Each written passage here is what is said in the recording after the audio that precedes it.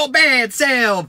I am Kev Ashford, and this is a treat for you. This is my greatest United 11. This is from players that I've actually witnessed, been to Old Trafford, been away from home, whatever, and actually seen in the flesh. I've put them into an 11, so let's get the countdown started with the goalkeeper.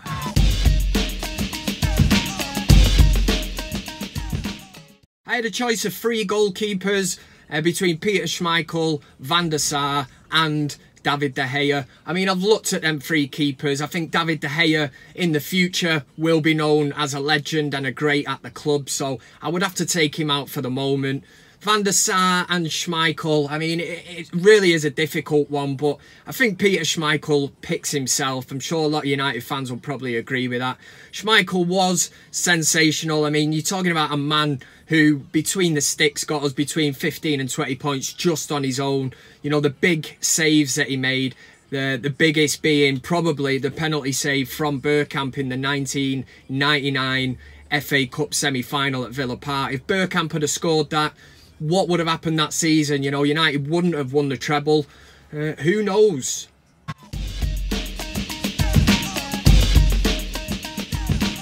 Left back again is a tough choice. For me, it was between Dennis Irwin and Patrice Evra. But for me, it has to be Dennis the Menace. It really does. I mean, this is a man who was known as Mr. Consistency. I remember in the evening news as a kid looking through at the player ratings. Dennis Irwin never got lower than a 7. He was either 7 or higher. He scored free kicks, penalties. He was absolutely sensational. And for me, that's why Dennis Irwin gets that left back spot.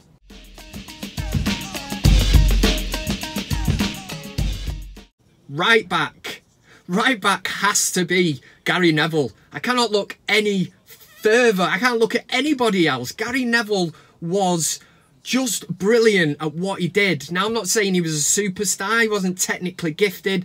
But the work that he did on the training ground, part of the class of 92 and all that, you know, you just can't fault him. I mean, the guy would have ran through brick walls, literally, for Sir Alex Ferguson and for United. And do you know why? Because he was a United fan. He grew up watching United on the terraces, and he knew what United was all about. Put into that the fact that the way he linked up with Beckham on the right-hand side, they were a force, and he was a very, very difficult player to play against, Gary Neville. He could wind people up. He was a great captain of the club.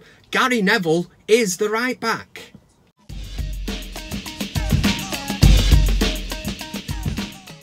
The first of my centre-backs, this might throw a cat into the pigeons, or whatever they say, you know what I'm on about. Jaap Stam. Big Jaap Stam was a big Dutch man. And just try getting past him if you think you can. Because there was no chance, man. This guy wasn't at United that long, but Sir Alex Ferguson was big enough to admit when he retired that it was one of his biggest regrets. Jaap Stam was sensational. He was a brick wall. You just couldn't get round him. He was strong. But the good thing about Jaap Stam, he was absolutely quality on the ball. He could carry the ball out of defence, really comfortable on it. Chipped in with a couple of goals or so, but that wasn't part of his game.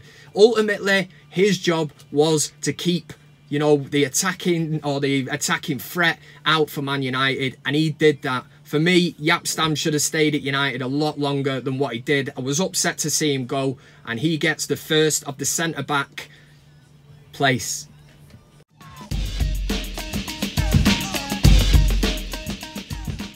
Okay, so with Jaap Stam, I mean, I was deliberating. I'm thinking Bruce, Pallister, Vidic. I've got to go Rio Ferdinand. Rio Ferdinand, man. Woo! Smoking. This guy was sensational for United. We paid a hell of a lot of money for him at the time when we signed him from dirty Leeds. But, do you know, this guy gave his all for Man United. And I would do anything to get a Rio Ferdinand in his prime back at Man United at the minute. I mean, look at that for a centre-back pairing. You've got Rio Ferdinand and Jaap Stam. Woo! That's what I'm talking about.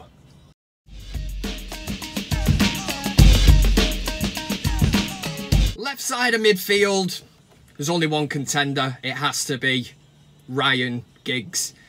This man, I mean, he was amazing. When you think of what he did for Man United, the games that he put in, he's the most decorated footballer in the history of football. He's won 13 Premier League titles. I mean, to put that in perspective, that's more than what Chelsea, Arsenal, Man City, Liverpool have won in their history, and he won 13 in his lifetime. He was the man on the left-hand side. He could do everything. He reinvented his game season after season.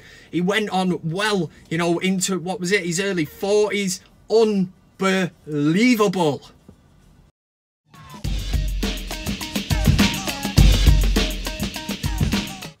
The right-hand side is a debate. And I suppose people are going to disagree on this, but for me it was between Bex and Ronaldo. And for me, I just cannot leave Ronaldo out. As harsh as it is, I loved David Beckham, best right foot I've ever seen at United. He could whip them balls in first time, players didn't get near him. He was quality, but for me, Ronaldo's the best United player that I've ever seen in the flesh. I was there at his debut against Bolton. He come on, we didn't know what to expect. We signed this kid for about 12 million or whatever. He come on, a few step overs and all that. But the excitement and the buzz coming away from Old Trafford that day, it was like, we've just seen something special there. And I was gutted when he left United. Totally respect and, you know, understand why he wanted to go. Would never hold that against him. But the years that we got out of him at United, I think we all, you know, wished him well when he went. We were gutted he went. But, I mean, look at what he's achieved. He is just...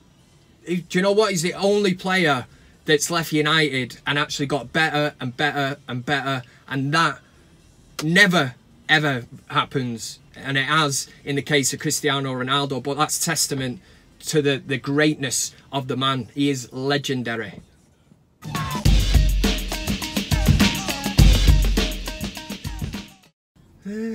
Central midfield, another tough one, but my pairing would be Paul Scholes and Roy Keane. Paul Scholes was basically, for me, the best midfielder of his generation. Overlooked by England, that was their mistake and their loss. Paul Scholes, there's a reason that players like Pirlo, Zidane, you know, Iniesta and Xavi said that Scholes was the best. Quite simply because he was the best. Roy Keane, again, what else can you say about him as a leader, a captain? He was the kind of guy you'd want in your team, you know, in the trenches with you if you're going to war.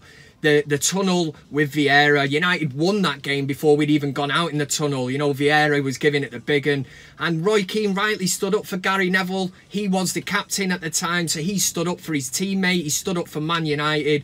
The goal in Turin, you know, the booking, which meant he missed the final, to give a performance at that level and then to come out in '99, the cup final in the Nou Camp, didn't even put a kit on like a full kit wanker like John Terry did. But Keano, you know, he come out in his suit. He looked almost embarrassed to be there. He was gutted he didn't play in the final. But if anyone deserved a medal more that season for United winning that Champions League, it was Roy Keane. So the midfield pairing is Scholes and Keane.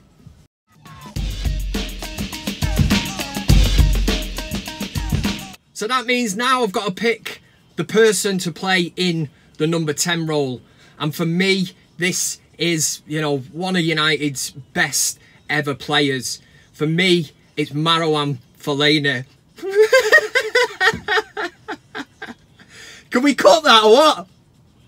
Okay, so now I've got to pick somebody to put in the number 10 role. For me, it's one of the greatest United players that I have certainly ever seen. For me, he wore the number 7 shirt. So many, you know, quality players wore that number 7 shirt. But for me, Eric Cantona kicked off everything at Manchester United, and he gets in that role simply because he joined United at a time when we hadn't won the league for like nearly 30 years.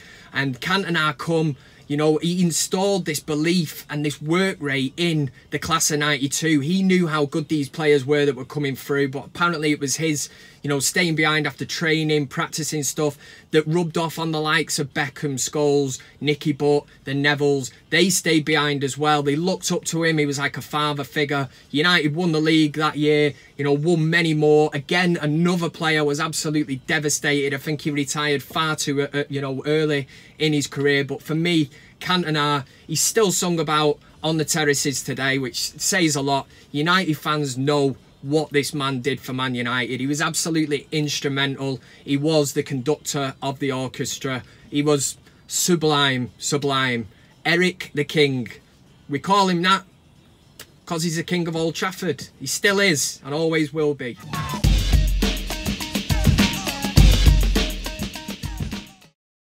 Oh, that leaves the top spot. Up at the top, my out-and-out striker. And this has really been difficult, and a lot of people will be thinking it's going to be the all-time top goal scorer at Manchester United, Wayne Rooney. It's not. I'm going for Van Nistelrooy. Van Nistelrooy, incredible player. Again, another player that fell out with Ferguson. If you cross that man, it was the end of the line. Van Nistelrooy went on to score goals for Real Madrid, but the seasons at Manchester United, I mean, this guy could do everything. He scored, majority of goals from inside his box, but he was just always in the right place at the right time. Always a big game player as well. Great clashes against Arsenal, Chelsea. He just bossed a game. He knew how to play that role. And so many times, more or less, he would play up front on his own, which was such a difficult role to play. But his hold-up play, bringing players in. You know, United's play took on a different dimension when they signed Van Nistelrooy. They had to wait for him. Obviously, he got that injury, the cruciate knee. But Ferguson knew that this was a special player and he had to get him. So Van Nistelrooy gets in, and that is my greatest ever United 11 from players that I've seen in the flesh. Right then, just to recap, number 1 in the sticks was Peter Schmeichel. Dennis Irwin got the left back spot. Centre half pairing of Rio Ferdinand and Jaap Stam. Right back, Gary Neville. Into midfield on the left we had Ryan Giggs. Central midfield, Scholes, Keane, and on the right hand side Cristiano Ronaldo. In the number 10 spot, but obviously with the number 7 shirt on, Eric Cantona, the king. And up front we've got Ruud van Nistelrooy. Let me know what you thought of the video. Do you agree? Do you disagree? I'm sure there'll be loads disagreeing. How was Vidic not in? How was Rooney not in? How was David Beckham not in? It's your chance to get in and let me know what you think. Subscribe to the channel, like the video, comment, share. Do all that shit, man. Thanks for watching. Nice one.